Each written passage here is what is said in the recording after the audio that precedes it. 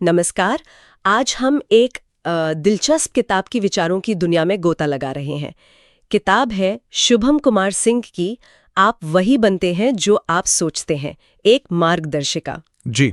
हमारे पास इस किताब के कुछ अंश हैं और सारांश भी हैं। तो आज का मकसद है इसकी गहराई में जाना, ये समझना कि क्या सच में हमारे विचार हमारी हकीकत बना सकते हैं। ये सवाल तो हमेशा रहता है। हाँ, मतलब ये सिर्फ एक फलसफा है या इसके पीछे कोई विज्ञान भी है, कोई व्यवहारिक तरीके। बिल्कुल। चलिए फिर देखते हैं इस किताब में क्या खास है, क्या चीज़ इसे यूं कहें कि बाकी सेल्फ हेल्प किताबों से अलग बनाती है। ठीक है। तो पहला बड़ा विचार जो मैंने देखा वो दिमाग की अपनी संरचना से जुड़ा है, न्यूरोप्लास्टिसिटी। लगता है किताब की बुनियाद यहीं से शुरू होती है। बिल्कुल सही है। ये बहुत अहम है क्योंकि ये सिर्फ सोच बदलने की इच्छा वाली बात नहीं है। अच्छा। न्यूरोप्लास्टिसिटी का मतलब है कि हमारा दिमाग वो सचमुच फिजिकली बदल सकता है। हर बार जब हम कुछ सोचते हैं या महसूस करते हैं तो दिमाग में वो न्यूरॉन्स के बीच कनेक्शंस बनते हैं या मजबूत होते हैं। हाँ। इसे ऐसे समझिए जैसे जैसे कोई कच्ची पगडंडी है। हाँ। रोज उस पर चलेंगे तो धीरे धीरे वो पक्का रास्ता बन जाती है ना। हाँ हाँ। बस वैसे ही लगातार एक ही तरह की सोच, चाहे वो पॉजिटिव हो या नेगेटिव, दिमाग में वैसे ही पक्के रास्ते बना देती हैं।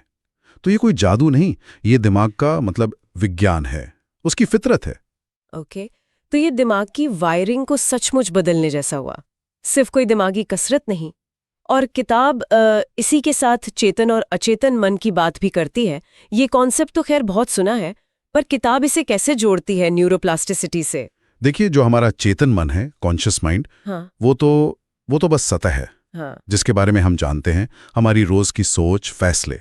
ठीक है। लेकिन असली कंट्रोल तो अक्सर अवचेतन, सबकॉन्शियस मन के पास होता है। यहाँ हमारी गहरी मान्यताएं छिपी होती हैं, डर होते हैं, आदतें होती हैं। और ये मान्यताएं बनती कैसे हैं? अक्सर बचपन के अनुभवों से, समाज से, जो सुना देखा उससे। और हमें पता भी नहीं चलता कि ये अंदर बैठकर हमारे सारे फैसले, हमारा व्यवहार सब कंट्रोल कर रही हैं। ओह। तो चुनौती यही है कि इन छिपी हुई गहरी बैठी मान्यताओं को पहले पहचानें, उनको रोशनी में लाएं। हाँ, ये बात तो है, क्योंकि हम अक्सर ऊपर ऊपर से चीजें बदलने की कोशिश करते हैं। बिल्कुल। जब तक हम समझेंगे नहीं कि पर्दे के पीछे क्या चल रहा है, असल बदलाव लाना बहुत मुश्किल है। जानना पहला कदम है। ये काफी सोचने वाली बात है। अच्छा, तो मान लीजिए हमने पहचान लिया कि हाँ, मेरे अंदर ये कोई पुरानी दबी हुई मान्यता है। फिर अगला कदम क्या? किताब कुछ खास तकनीकों का जिक्र करती है शायद, जैसे वो क्रिएटिव विजुअलाइजेशन और अफर्मेशंस। हाँ, बिल्कुल। और ये तकनीकें देंगे सिर्फ ख्याली पुलाव पकाने जैसा नहीं है, इनका एक मनोवैज्ञानिक आधार है। अच्छा, कैसे? क्रिएटिव विजुअलाइजेशन का मतलब है आप अपने लक्ष्य को सिर्फ सोचे नहीं, बल्कि उसे पूरी तरह महसूस करें, अपनी सारी इंद्रियों के साथ, जैसे वो सचमुच हो गया है। वो खुशी, वो एहसास, वो सब। और अफर्मेशंस यानी सकारात्मक वाक्य दोहराना, ये भी सिर्फ रटना नहीं है, उन्हें भावना के साथ बोलना, महसूस करना। ठीक है। इन दोनों का मकसद क्या है? मकसद है हमारे अवचेतन मन को रीप्रोग्राम करना, उसे नए सकारात्मक पैटर्न सिखाना, उसे यकीन दिलाना कि जो हम चाहते हैं वो संभव है, वो हो सकता है। ये दिमाग की एक तरह से रीवायरिंग ही है। लेकिन यहाँ एक सवाल मेरे मन में आ रहा है, क्या सिर्फ अच्छा अच्छा सोचने से या कल्पना करने से सब कुछ हो जाएगा? मतलब असल दुनिया में तो मेहनत करनी पड़ती है, एक्शन लेना पड़ता है, उसका क्या? कहीं ये तकनीकें हमें बस बैठा तो नहीं देंगी? नहीं, ये बहुत जरूरी सवाल है और किताब भी इस पर ध्यान देती है। देखिए, ये तकनीकें कर्म का, एक्शन का विकल्प नहीं है, सब्स्टिट्यूट नहीं है। ओके। ये उसे सपोर्ट करती हैं, उसे सही दिशा देती हैं, उसे मजबूत करती हैं। जब आप विजुअलाइजेशन और एफर्मेशन से मानसिक और भावनात्मक रूप से अपने लक्ष्य के साथ जुड़ जाते हैं, पूरी तरह क्लियर होते हैं, मोटिवेटेड होते हैं, हाँ, तो फिर सही एक्शन लेने की संभावना अपने आप बढ़ जाती है। आप ज्यादा फोकस से काम करते हैं, मन और कर्म वो एक सीध में आ जाते हैं। अच्छा, तो ये ऐसा है जैसे गाड़ी में पेट्रोल भरना, गाड़ी तो खुद ही चलानी पड़ेगी। बिल्कुल सही कहा। ये ईंधन है एक्शन के लिए, मानसिक और भावनात्मक ईंधन। समझ गई। तो ये एक्शन को सपोर्ट करने वाले मानसिक औजार हुए। अच्छा, इसी से जुड़ा एक और काफी चर्चित और शायद थोड़ा विवादास्पद भी विचार है, लॉ ऑफ अट्रैक्शन, आकर्षण का नियम। किताब इसे कैसे देखती है? हाँ, लॉ ऑफ अट्रैक्शन पर काफी बातें होती हैं। किताब इसे किसी जादुई छड़ी की तरह पेश नहीं करती। वो इसे ज़्यादातर फोकस और ध्यान के सिद्धांत की तरह समझाती है कि जब हम लगातार किसी चीज पर ध्यान केंद्रित करते हैं, मान लीजिए सकारात्मकता पर या अवसरों पर या समाधानों पर, जी। तो हमारा दिमाग उन चीजों को पहचानने में ज्यादा कुशल हो जाता है। हम उन मौकों के प्रति ज्यादा सजग हो जाते हैं, ज्यादा ग्रहणशील हो जाते हैं, जो हमारी सोच से मेल खाते हैं। अच्छा, उदाहरण दे सकते हैं? हाँ, जैसे वो आम उदाहरण है ना कि आप कोई खास मॉडल की कार खरीदने का सोचते हैं, मान लीजिए लाल रंग की, हाँ। तो अचानक आपको सड़कों पर वही लाल कारें ज्यादा दिखने लगती हैं। अब ऐसा तो नहीं कि रात भर में लाल कारें बढ़ गई? नहीं, वो तो उतनी है। हाँ। बस आपका ध्यान, आपका फोकस उन पर ज्यादा जाने लगा। तो सकारात्मक सोच के साथ भी ऐसा ही है। वो हमें सकारात्मक संभावनाओं के प्रति ज्यादा खुला बनाती है। हम उन्हें नोटिस करने लगते हैं और फिर उन पर एक्शन लेने की संभावना भी बढ़ जाती है। ओके, तो ये आकर्षण से ज्यादा ध्यान और फिर उसके बाद होने वाले एक्शन का नतीजा है। ये नजरिया तो काफी प्रैक्टिकल लगता है। जी, ये ध्यान और हमारी धारणा, परसेप्शन का खेल ज्यादा है। दिलचस्प। अच्छा, अब आगे बढ़ते हैं। किताब का एक और बहुत अहम हिस्सा है माइंडफुलनेस, सचेतनता। ये शब्द तो आजकल हर जगह सुनने को मिलता है। हाँ, और इसकी बहुत अच्छी वजह भी है। माइंडफुलनेस का सीधा सा मतलब है अपने विचारों और भावनाओं के प्रति जागरूक होना, बिना उन्हें जज किए। बिना जज किए मतलब बस उन्हें देखना। जैसे आप सड़क किनारे खड़े होकर ट्रैफिक को देख रहे हैं, गाड़ियां आ रही हैं, जा रही हैं, आप हर गाड़ी के पीछे भागते नहीं, बस देखते हैं। वैसे ही अपने विचारों को देखना। अच्छा विचार आया, बुरा विचार आया, बस उसे नोटिस करना, उसमें बहना नहीं। ये अभ्यास हमें अपने विचारों के ऑटो पायलट मोड से बाहर लाता है। Auto pilot mode? हाँ, मतलब जैसे कोई नकारात्मक विचार आया, मैं ये नहीं कर सकती, हम अक्सर उसे तुरंत सच मान लेते हैं और दुखी हो जाते हैं। हाँ, होता है ऐसा। और माइंडफुलनेस हमें सिखाती है कि उसे सिर्फ एक विचार की तरह देखें। अच्छा, मेरे मन में ये विचार आया है, ये अटल सच्चाई नहीं है, ये बस एक मानसिक घटना है। जब हम ये समझ जाते हैं तो उस विचार का हम पर असर कम हो जाता है। तो ये विचारों को दबाना नहीं है, बल्कि उनसे एक तरह की दूरी बनाना है। बिल्कुल सही। दबाना नहीं, उनसे डिटैच होना। हाँ। और यही दूरी, यही स्पेस हमें चुनने की आजादी देता है। चुनने की आजादी किस तरह? देखिए, ज्यादातर हम अपनी आदतों और भावनाओं के गुलाम होते हैं, है ना? गुस्सा आया तो बस चिल्ला दिए, डर लगा तो पीछे हट गए, सोचा ही नहीं। हाँ, रिएक्शन होता है सीधा। एग्जैक्टली। माइंडफुलनेस उस रिएक्शन से पहले एक पॉज बटन की तरह है। वो हमें एक पल देता है सोचने का, क्या वाकई यही रिएक्शन देना जरूरी है? क्या कोई और बेहतर तरीका है रिस्पॉन्ड करने का? तो हम रिएक्शन मोड से रिस्पॉन्स मोड में आ जाते हैं। हम अपनी भावनाओं और विचारों के मालिक बनते हैं, उनके गुलाम नहीं रहते। कितना प्रैक्टिकल है। क्या किताब इसके लिए कोई ठोस तरीके बताती है? हाँ, बिल्कुल। किताब कोई मुश्किल साधनाएं नहीं बताती, वो साधारण ध्यान तकनीकों की बात करती है।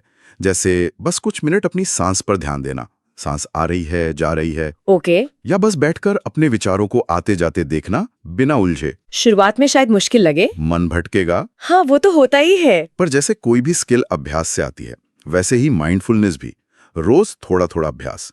मुद्दा घंटों बैठना नहीं है, बल्कि दिन भर में छोटे छोटे पलों में जागरूक होने की कोशिश करना है। और यहीं पर वो सीमित करने वाली मान्यताओं, लिमिटिंग बिलीफ्स पर काम करने वाली बात भी जुड़ जाती है। हाँ, वो आवाजें जो मन में आती हैं, मैं काफी नहीं हूँ या मुझसे ये कभी नहीं होगा, इनसे कैसे निपटा जाए? किताब क्या कहती है? किताब का नजरिया इसमें काफी गहरा है। वो कहती है, पहले तो इन मान्यताओं की जड़ तक जाओ, ये आई कहाँ से? क्या बचपन का कोई अनुभव था, किसी ने कुछ कहा था जो चुभ गया, समाज से सीखा? जब हम इनकी उत्पत्ति, इनका ओरिजिन समझते हैं ना, तो उनका असर थोड़ा कमजोर पड़ने लगता है। अच्छा। फिर उन्हें सिर्फ दबाओ मत, उन्हें सक्रिय रूप से चैलेंज करो। सवाल पूछो, क्या ये मान्यता वाकई 100% सच है?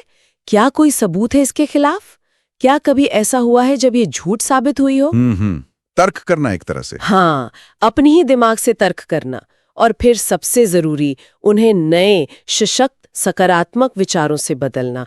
और ये सिर्फ पॉजिटिव थिंकिंग नहीं है, ये अपनी अंदरूनी कहानी को, अपनी सेल्फ नैरेटिव को जानबूझकर बदलने जैसा है। जैसे कोई पुरानी नेगेटिव स्क्रिप्ट फेंककर एक नई, ज्यादा उम्मीदों वाली स्क्रिप्ट लिख रहे हो। बिल्कुल, आपने सही पकड़ा, अपनी कहानी को एडिट करना। और इसी से जुड़ा हुआ है ग्रोथ माइंडसेट का विचारना। हाँ, बिल्कुल। ग्रोथ माइंडसेट बनाम फिक्स्ड माइंडसेट, किताब इस पर भी बात करती है। अब बहुत जरूरी पॉइंट है ये। ग्रोथ माइंडसेट का मतलब है ये यकीन रखना कि हमारी काबिलियत, हमारी बुद्धि वो पत्थर की लकीर नहीं है। अच्छा। हाँ, मतलब उसे मेहनत से, सीखने से, अभ्यास से बढ़ाया जा सकता है। इसके उलट फिक्स्ड माइंडसेट वाले मानते हैं कि टैलेंट या तो होता है या नहीं होता, बस। किताब जोर देती है कि ग्रोथ माइंडसेट अपनाने से ना हम चुनौतियों को डर की तरह नहीं देखते, बल्कि उन्हें सीखने के मौके की तरह देखते हैं। हाँ, कि चलो कुछ नया सीखने को मिलेगा। एग्जैक्टली। और फिर असफलता वो दुनिया का अंत नहीं लगती, वो बस एक फीडबैक बन जाती है, सफर का हिस्सा। इससे हमारा लचीलापन भी बढ़ता है, रेजिलियंस। लचीलापन यानी मुश्किलों से उभरकर वापस खड़े होने की क्षमता। जी, ग्रोथ माइंडसेट और रेजिलियंस साथ साथ चलते हैं। और ये सारी दिमागी कसरत, ये माइंडसेट शिफ्ट, ये सब वापस आकर जुड़ता है कर्म पर, एक्शन पर। बिल्कुल, यहीं पर अगर सारी बात पूरी होती है। देखिए, मानसिकता बदलना, अपनी सोच बदलना, ये पहला और बेहद जरूरी कदम है, बुनियाद है। हाँ। लेकिन असली ठोस बदलाव तभी दिखता है जब हम उस नई मानसिकता के आधार पर अलग तरह से काम करते हैं, एक्शन लेते हैं। अगर आप ग्रोथ माइंडसेट अपनाते हैं, मानते हैं कि आप सीख सकते हैं, तो आप नई चीजें ट्राई करेंगे, मेहनत करेंगे। ये हुआ कर्म। सही बात है। सिर्फ सोचने से कि मैं वजन कम कर सकती हूँ, वजन कम नहीं होगा, उसके लिए डाइट बदलनी होगी, एक्सरसाइज करनी होगी, वो हुआ कर्म। तो सोच और कर्म दोनों मिलकर ही नतीजा देते हैं, एक के बिना दूसरा अधूरा है। ये संतुलन बहुत जरूरी है समझना। अच्छा, किताब एक और दिलचस्प बात पर इशारा करती है, हमारे आसपास के माहौल का असर। मतलब सिर्फ हमारी अंदरूनी सोच नहीं, बल्कि बाहरी दुनिया भी मायने रखती है। हाँ, बहुत ज्यादा मायने रखती है, क्योंकि हमारा माहौल, हमारे आसपास के लोग जो हम देखते सुनते हैं, वो हमारी मानसिकता को या तो सींचता है, उसे मजबूत करता है, या फिर उससे लड़ता है, उसे कमजोर करता है। सोचिए, अगर आप सकारात्मक बदलाव लाने की कोशिश कर रहे हैं, लेकिन आपके आसपास हर कोई नेगेटिव बातें कर रहा है, या आप ऐसा मीडिया देख रहे हैं जो डर फैलाता है, हाँ, तो मुश्किल होगी, बहुत मुश्किल होगी। आपकी लड़ाई दुगनी हो जाएगी। इसीलिए किताब सलाह देती है कि सोच समझकर अपना माहौल चुनें, ऐसे लोगों के साथ रहें, ऐसी किताबें पढ़ें, ऐसी चीजें देखें जो आपकी नई सोच को सपोर्ट करें, आपको प्रेरित करें। ये तो ऐसा हुआ जैसे अपने दिमाग के लिए सही खाद पानी चुनना। बिल्कुल सही उपमा है। दिमाग भी एक बगीचे की तरह है, जैसा बीज डालेंगे, जैसा माहौल देंगे, वैसा ही पौधा उगेगा। और इसी तरह क्या किताब वर्तमान में जीने पर भी जोर देती है, मतलब अतीत के पछतावे और भविष्य की चिंता से बाहर निकलना। हाँ, ये भी एक बहुत महत्वपूर्ण धागा है जो पूरी किताब में चलता है। देखिए, हमारा ज्यादातर मानसिक दुख कहाँ से आता है? कहाँ से? या तो अतीत में जो हो गया उसे पकड़कर बैठने से, पछतावे से, गुस्से से, या फिर भविष्य की चिंता से, क्या होगा, कैसे होगा, अगर ऐसा नहीं हुआ तो। हाँ, ये तो सच है। मन या तो पीछे भागता है या आगे। बिल्कुल। किताब कहती है कि असली शक्ति और असली खुशी वो अब में है, वर्तमान पल में। जब हम पूरी तरह से प्रेजेंट होते हैं, जो कर रहे हैं उसी में होते हैं, माइंडफुल होते हैं, तो क्या होता है? तो ना अतीत का बोझ हमें दबा पाता है, ना भविष्य का डर हमें कैद कर पाता है। हम ज्यादा आजाद महसूस करते हैं, ज्यादा शांत, एक तरह की मानसिक स्वतंत्रता मिलती है। इसमें मुझे थोड़ी स्टोइक फिलॉसफी की झलक भी दिख रही है। वो जो कहते हैं कि उन चीजों पर ध्यान दो जो तुम्हारे कंट्रोल में है, यानी तुम्हारी अपनी सोच, तुम्हारी प्रतिक्रियाएं, न कि बाहरी परिस्थितियों पर। आपने बिल्कुल सही पकड़ा। स्टोइक दर्शन की यही तो खूबी है। वो कहते हैं सच्ची आजादी बाहरी हालात को बदलने में नहीं है, क्योंकि वो हमेशा हमारे वश में नहीं होते। हाँ, सच्ची आजादी अपने अंदरूनी रवैये को साधने में है, अपने रिएक्शन को कंट्रोल करने में है। आप बारिश को रोक नहीं सकते हैं ना? नहीं। लेकिन आप छाता इस्तेमाल करना चुन सकते हैं, या भीगने का मजा लेना चुन सकते हैं। ये चुनाव आपका है। यही अंदरूनी मजबूती है, आत्मनियंत्रण, जो बाहरी उथल-पुथल के बीच भी हमें शांत रख सकता है। किताब में ये भाव भी है। बहुत खूब। अच्छा, अब जरा उनकी बात करें जिन्होंने ये किताब असल में पढ़ी है। हमारे पास कुछ पाठकों की प्रतिक्रियाएं हैं। जैसे गुड रीड्स पर एक पाठक ने लिखा है कि ये किताब आम सेल्फ हेल्प से अलग है। वो लिखती हैं, छोटे छोटे हिस्सों में बंटी हुई, साफ और असल जिंदगी में लागू करने में आसान, ये हौले से प्रेरित करती है। जैसे कोई ऐसा दोस्त जो बहुत पढ़ चुका है, कुछ गलतियां कर चुका है और अब कुछ ठोस सलाह दे रहा है। ये दोस्त वाली सलाह वाला अंदाज मुझे काफी दिलचस्प लगा। हाँ, ये प्रतिक्रिया बहुत कुछ कहती है। ये इशारा करती है कि किताब शायद उपदेश देने वाली नहीं है, बल्कि ज्यादा प्रैक्टिकल है, पहुंच में है। वो ऊंचे ऊंचे सिद्धांत नहीं देती बस, बल्कि उन्हें रोज की जिंदगी में कैसे उतारें ये बताती है, और वो भी बिना ज्यादा दबाव डाले। हौले से प्रेरित करना ये शायद इसलिए कहा गया है क्योंकि बदलाव एक दिन में नहीं आता, ये एक प्रोसेस है। सही, धीरे धीरे। हाँ, एक सफर है दोस्त की तरह साथ चलना, धक्का न देना। एक और पाठक का अनुभव है लिट क्रिटिक्स पर। उन्होंने बताया कि कैसे लेखक ने नकारात्मक विचारों को बदलने के लिए आभार व्यक्त करने यानी ग्रैटिट्यूड जर्नलिंग को प्रोत्साहित किया। मतलब रोज उन चीजों को लिखना जिनके लिए आप शुक्रगुजार हैं। हाँ, ग्रैटिट्यूड प्रैक्टिस। हाँ, और इस पाठक ने पाया कि इस छोटे से अभ्यास ने धीरे धीरे उनकी सोच को बदला और उन्हें जीवन में सकारात्मक नतीजे दिखने लगे। ये माइंडफुलनेस और फोकस बदलने का एक बेहतरीन और बहुत सरल उदाहरण है। कैसे? जब हम जानबूझकर अपना ध्यान उन चीजों पर लाते हैं जो हमारे पास हैं, जिनके लिए हम आभारी हैं, तो हम अपने दिमाग को सकारात्मकता की ओर ट्रेन करते हैं। अच्छा, अक्सर हमारा दिमाग क्या नहीं है उस पर अटक जाता है। शिकायत मोड में रहता है। बिल्कुल। हाँ, डिफॉल्ट सेटिंग वही रहती है कई बार। बिल्कुल। ग्रैटिट्यूड प्रैक्टिस उस डिफॉल्ट सेटिंग को तोड़ती है। वो हमें याद दिलाती है कि मुश्किलों के बावजूद जीवन में बहुत कुछ अच्छा भी है, और ये दिखाता है कि कैसे छोटे छोटे लगातार किए गए अभ्यास भी बड़ा फर्क ला सकते हैं सोच बदलने में। कमाल है। तो इन सभी विचारों, तकनीकों और ये जो पाठकों की प्रतिक्रियाएं हैं, इन सबको अगर समेटें तो इस किताब का सार क्या निकलता है? मतलब निचोड़ क्या है? देखिए, कुल मिलाकर जैसा कि इसके अंश और सारांश पे इशारा करते हैं, आप वही बनते हैं जो आप सोचते हैं। ये सिर्फ एक अच्छा लगने वाला नारा नहीं है। ये किताब असल में मनोविज्ञान, थोड़ा न्यूरोसाइंस, माइंडफुलनेस की तकनीकें और यहाँ तक कि कुछ दार्शनिक सिद्धांत जैसे स्टोइसिज्म, इन सब का एक मिश्रण पेश करती है। ओके। और सबसे बड़ी बात ये इन सबको व्यावहारिक, रोजमर्रा में इस्तेमाल किए जा सकने वाले औजारों, टूल्स में बदलती है। ये एक तरह का दिमागी टूल किट है जिसे लेखक ने काफी गर्मजोशी और स्पष्टता से पेश किया है, जैसा कि पाठकों की प्रतिक्रियाओं से भी लग रहा है। यानी हमारे विचारों में वाकई शक्ति है और ये किताब उस शक्ति को समझने और इस्तेमाल करने का एक प्रैक्टिकल नक्शा देने की कोशिश करती है, एक गाइड की तरह। हाँ बिल्कुल, लेकिन यहाँ एक और शायद ज्यादा गहरा सवाल भी उठता है। वो क्या? शायद सबसे बड़ी चुनौती इन सब तकनीकों को जानना नहीं है। आजकल जानकारी तो बहुत उपलब्ध है। हाँ, वो तो है। असली चुनौती है इन्हें रोजमर्रा की जिंदगी की भागदौड़ में, आपाधापी में लगातार अनुशासन के साथ लागू करना। वो जो जानने और करने के बीच की खाई है ना, the gap between knowing and doing, उसे कैसे पाटा जाए? ये तो बहुत बड़ा सवाल है। और ये सवाल हमें वापस उन्हीं मूल सिद्धांतों पर ले आता है जिनकी किताब बात करती है। कर्म का महत्व, एक्शन, लगातार सचेतनता का अभ्यास, माइंडफुलनेस, और असफलताओं के बावजूद लगे रहने का लचीलापन, रेजिलियंस। शायद असली परीक्षा ज्ञान की नहीं बल्कि अमल की है, लगातार अमल करने की।